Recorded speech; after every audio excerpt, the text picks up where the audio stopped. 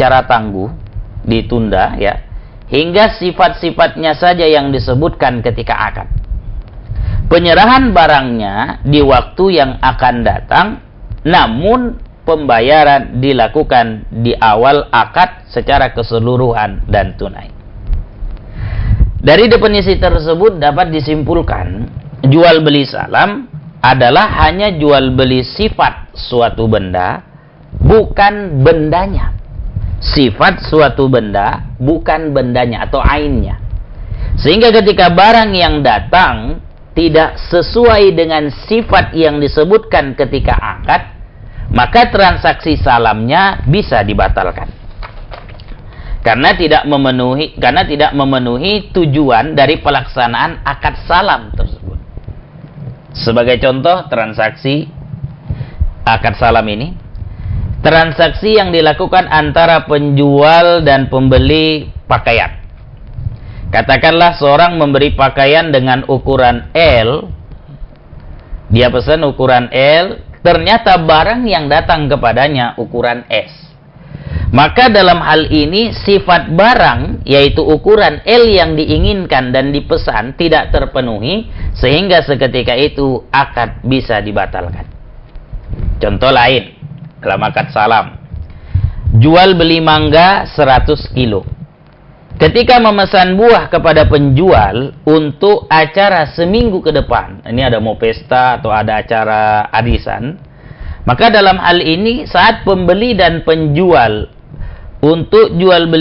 saat pembeli dan penjual ketemu, itu sudah dijelaskan sifatnya bahwa akan membeli mangga 100 kilo. Nah, pada saat pembeli menyerahkan uangnya secara tunai kepada penjual, baik itu cash atau transfer ya, model saat ini, model transfer, maka penjual wajib menyerahkan barang, yaitu wajib menyerahkan mangga 100 kilogram pada waktu yang telah disepakati, yaitu minggu depan. Baik buah itu bersumber dari kebunnya sendiri atau dia harus membeli dulu buahnya dari pedagang buah yang lain, itu lain cerita. Yang penting tetap ketika minggu depan buah mangganya tetap 100 kg. Nah, bagaimana pula jual beli istisna? Nah, jual beli istisna menurut jumhur ulama seperti mazhab Malikiyah, mazhab Syafi'iyah, ini sama dengan salam. Jadi mazhab Malikiyah dan Syafi'iyah menganggap bahwa istisna itu mirip dengan salam. Tapi kalau mazhab Hanafiyah, dia lebih spesifik dan sedikit membedakannya dari salam.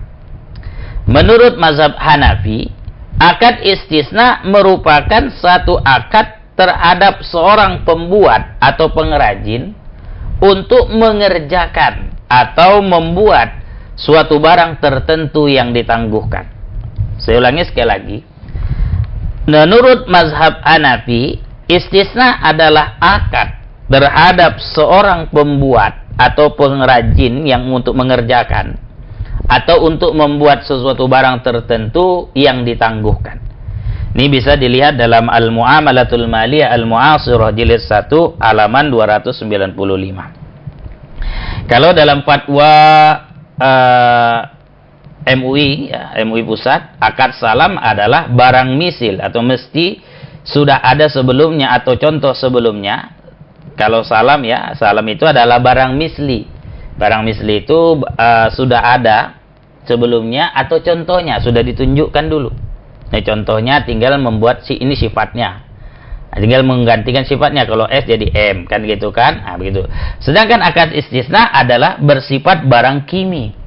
Kimi ini maksudnya masih berupa gambaran, belum ada wujudnya. Sehingga perlu dibuat terlebih dahulu sebelum diserahkan kepada pemesan atau pembeli. Saya ulangi lagi dalam penjelasan ya, dalam penjelasan majelis ulama bahwa akad salam itu barang misli, sudah ada sebelumnya atau ada contoh sebelumnya. Sedangkan istisna itu kimi, yang ada adalah gambarannya, belum ada wujudnya. Nah, Itu lebih gampangnya ya. Sebagai contoh, barang yang sering disebutkan untuk akad istisna ini adalah pembuatan baju, nempah baju bahasa orang Medan. Seorang datang kepada desainer atau perancang busana atau tukang jahit minta dibuatkan baju. Maka akad yang cocok untuk transaksi ini namanya adalah akad istisna. Contoh akad istisna saat kita memesan lemari kepada penjual lemari dengan spesifikasi dan desain yang kita inginkan. Maka dalam hal ini lebih tepat disebut dengan akad istisna. Kenapa? Karena lemarinya belum dibuat dan akan dibuat. Cuman sifat-sifatnya yang dijelaskan. Berbeda dengan buah. Buah pedagang tidak perlu membuat terlebih dahulu.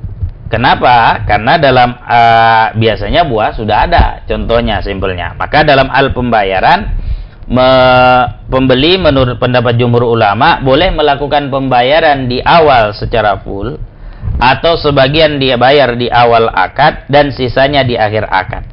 Atau suatu barang jadi dan diterima, bahkan boleh dicicil setelahnya. Nah, untuk pembayarannya lebih bebas sesuai dengan kesepakatan dua belah pihak. Ini biasanya dijelaskan oleh para ulama ya. Nah, bisa nggak lebih dispesifikasi perbedaan akad salam dengan akad istisna?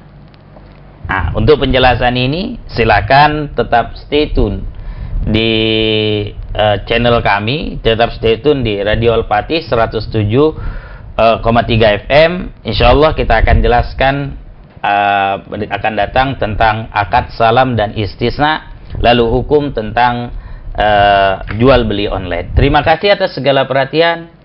Mohon maaf atas segala kurangan. Wabillahi taufiq wal hidayah. Assalamualaikum warahmatullahi wabarakatuh.